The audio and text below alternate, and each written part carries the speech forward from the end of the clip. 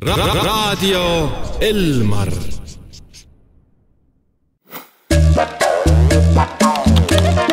Lapse suu.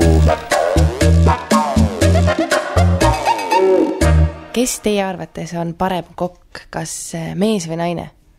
Emad või isad? Tühi kõht. Minu meelest ikka emad. Emad on rohkem ikka söögi tegemise kokad. Minu nissi näiteks teeb tööd ja siis eme samal ajal teeb süüa ja teeb oma ikka toimetusi ja meie siis Katinaga mängime. Mina arvan, et ka ikka on emad. Emad, sest nemad teevad palju asju. Minul teeb vahepeal issi ka ja ühel asjal ta pani ise ka ühe nime munaroog. Aga emme teeb tavaliselt rohkem süüa. Aga isa ju teeb ka mõnikord palju asju, et seal pole vahe, et kumb teeb rohkem. Noh, ma arvaks, et ka ikka emad on väga head kokad ja kui minu ema on näiteks kuskil tööl või kuskil ära, siis isa teeb mul kogu aeg süüa.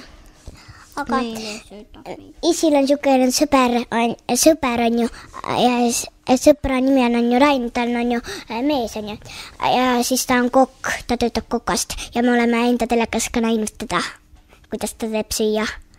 Mis te arvate, kas meestele meeldib see kokaamet? Mina arvan, et ikkagi meeldib. No, mina ei tea. Minu isi on ikka spordimees, kogu aeg teeb sporti oma ühe sugulasega.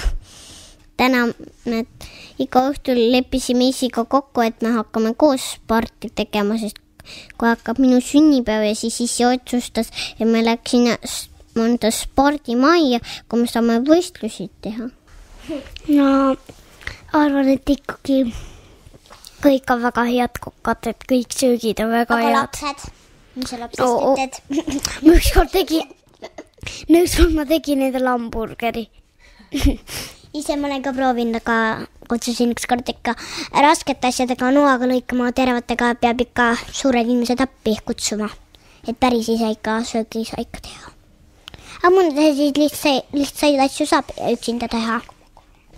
No ma arvan, et lapsed ikka ei saa muna praadida veel. Aga ma arvan, et lihtne oleks teha võileiba mõnikord. Raadio Elmar.